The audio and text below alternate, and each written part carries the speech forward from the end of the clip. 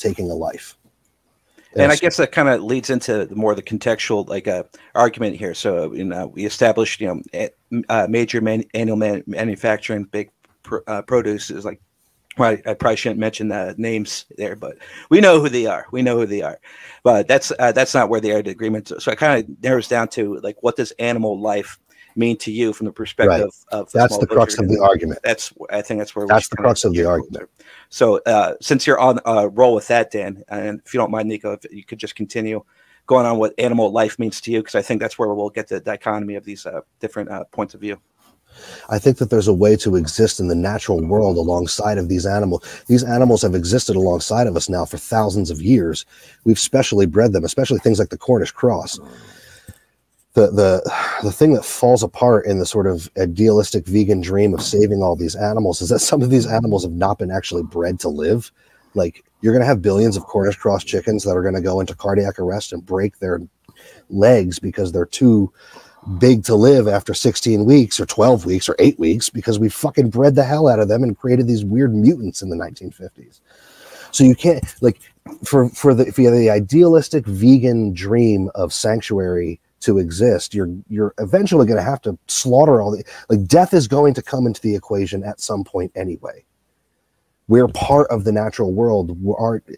Our partaking of death, even amoebas, the fucking the tiniest little organisms, kill other things to take in their proteins to exist off of them. There's nothing morally wrong with that. We're part of that system. Just because we have the cognitive ability and the opulence and resource to sit here and say, well, we don't have to take a life if we don't want to, doesn't mean that we won't be plunged into that situation again at some point.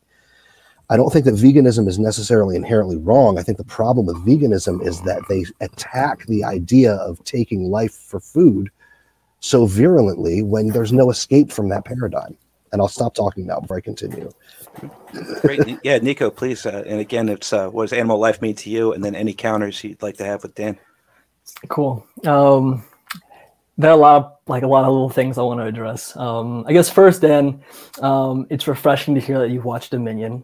I think for anybody to be talking like authentically about these issues about animal agriculture without seeing not necessarily firsthand, but through a screen, like the reality of factory farming, it's just like it's hard to have an authentic conversation without that data point. So thanks for taking the time to watch that. For listeners who aren't familiar, just check out watchdominion.com. One of my friends actually filmed and produced the movie. And I think it's like a must watch for everybody. So I would say like your style of we'll say like animal-based food production, I'm critical of for two different reasons. The first is the kind of impact that it has on society writ large, the enabling impact it has. And then the second is the direct practice. So I'll touch on, and then I'll talk, and then lastly, I'll come in and talk a bit more about what animal life means to me, or I'll kind of weave it in. So I think the issue with the small scale production that you're referencing, Dan, is that it's just so far removed from reality. But when consumers hear it, it enables them to justify the practices that they're doing that's not in any way related to what you're doing. Right. And so what sociologists call this is psychological refuge. And it's the idea is that when we as individuals, we can create these ideas, these archetypes in our head for like what like a good animal farming could look like. For example, like what you're referencing. And then they go to KFC and get products that are the exact fucking opposite. But with this in their head, they're able to justify it. Right. And so like a lot of the work that I do at Richmond Law and Policy, it's a law firm in New York, is we sue corporations for what's called humane washing, right? It's presenting their products as like... oh, interesting. So like what greenwashing is in corporations, it's like when they're framing these products that are inherently unsustainable, but they're framing them as like green to sell them. Humane washing is doing the same thing, but with like our products are humane. Interesting. And so one of the big, like one of the big, so for example, we sued Ben and Jerry's the other year for their labeling. They labeled all their dairy products. The ice cream was said that their dairy comes from happy cows, which is patently false, right? Like the cows are like objectively miserable. They live fucking horrendous lives. Right. We won the lawsuit and they had to remove that labeling from all their packaging. But like Whole Foods is also notorious for this. It's like they market their products as being humane, they sell at a premium, so they're taking advantage of the goodwill of their consumers. Yep. And then it's planting in the heads of society that there are humane and ethical ways to be consuming these products. And so my first critique of folk like you who are trying to do it right is that people hear the story, they're like, oh my gosh, like there's like this great fucking guy Dan, like there's like ethical ways to do this, but then they apply it to all the bullshit they did, like all the other bullshit practices. There are two authors that are really notorious in this space. One's called Jonathan Safran Foer. He wrote a book called Eating Animals, which is actually the book that made me go vegan like 10 years ago. And then another author called Michael Pollan. And both of these authors are like purportedly vegan, but they kind of promote this idea, I think this myth of doing this ethically. So anyway, that's my first critique. I'll try to wrap this up quick. We got all night, buddy. We got all night. But my first critique is that I think what you're doing, and again, I hate saying you because like I'm not meaning, and this is like a direct attack on you. Throw it on me, Nico. But my first critique is that these like small scale productions, I guess there's three actually. So the first one is that they create psychological refuge for the rest of society to continue eating the over 99% of animal products that come from fucking hell. Part two is that the scale that these small scale operations are operating on are so far removed from the kind of quantities of animal-based foods that people are eating today, right? So if we switched to this kind of small-scale system, that would require people cutting down their consumption of animal-based foods like exponentially. Mm-hmm.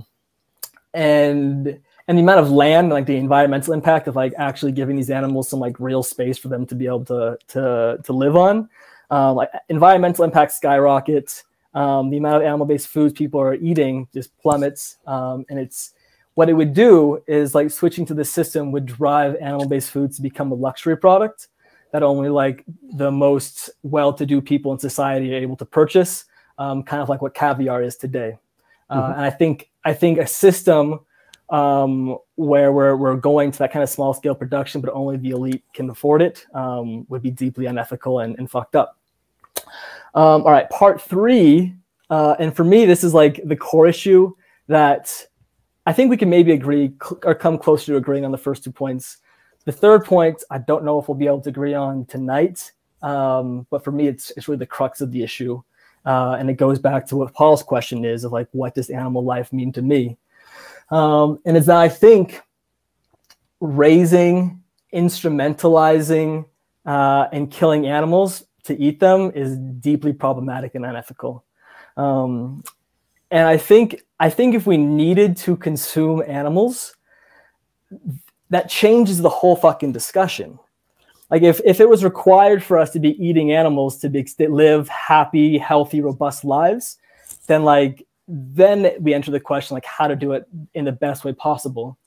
But the reality is like we don't need to eat animals, right? Like it's been 10 years since I've had an animal product. And COVID aside, I've never felt better. Get well, by the way. What's up? I said get well, by the way. Yeah, dude, this long COVID is it's a pain in the dick. Desiccated beef liver has a lot of vitamin A in it, which fights viral load. But anyway, continue. Okay. Well, I would rather stuff this the rest of my life and go there. But I'm teasing you, Nico. No, but anyway, so we don't need to eat animals. We don't need to be participating in these systems. And so I just can't get my head around the rationalization for doing it. And I will say, I think the style that you're approaching this with, like if we were required to eat animals, it's like that's the kind of style I would want to be pursuing. But it's kind of like a non-issue because we don't need to be doing this.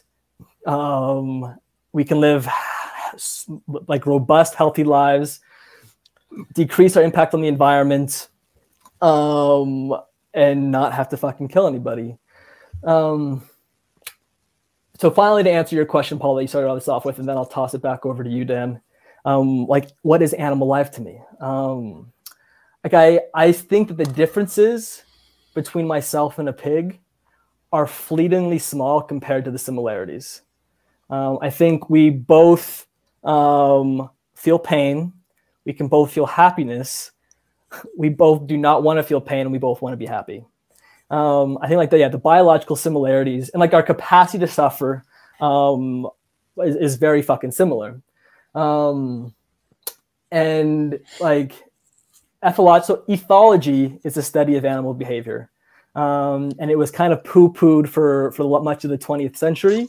But in the last like 2 decades, it's really blown up as a social science. And yeah, like more and more studies come out that like really giving evidence to like these similarities and these shared lived experiences. And yeah, so for me, I think it's deeply problematic and ethical to cause these kind of sensitive individuals harm. We don't need to, and I don't think we should. So, Nico, just to clarify, so like animals, do you see them in a sense of like being equal? Obviously, you know, there's mental superiority, brain function capacity. That's, you know, they're not the same thing, but just in relations to you as a human, as a vegan human, they're about the same. Yeah. So the value of the life is the same. I'm sorry. So there's this, yeah, that's like the crux of it. So there's this idea called speciesism, which gained popular notoriety in a book called Animal Liberation that was written by Peter Singer in 1979. It had been around for a while, but that's really when it like entered like the academic mainstream. And so speciesism is the idea of assigning disparate moral value based solely on the species of an animal. So like whereas racism is assigning disparate moral value based on race, speciesism is based on species. And anti-racists will hold that there isn't a morally relevant distinction between races. Anti-speciesists like myself hold that there's not a morally relevant distinction between species. So yes, of course, there are significant differences between us and other animals, but I don't think they're morally relevant. I think we're all equal in terms of the moral worth we're deserving of. And I think the crux of it is that I think our interests should be treated equally, right? So dogs don't have an interest of flying airplanes or of driving automobiles.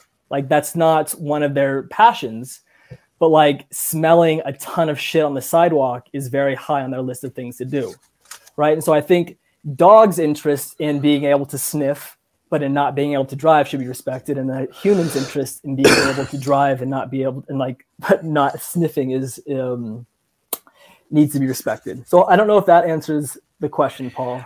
No, it did for the conversation, right? So we had kind of like a circle of life thing, as Dan alluded to in his response, and then you're with your anti-speciesism stance that obviously acknowledging the biological differences, but like morally and then just equally, the pig has the same like rights to happiness as the human does, and that's basically like your stance on that, right? Correct.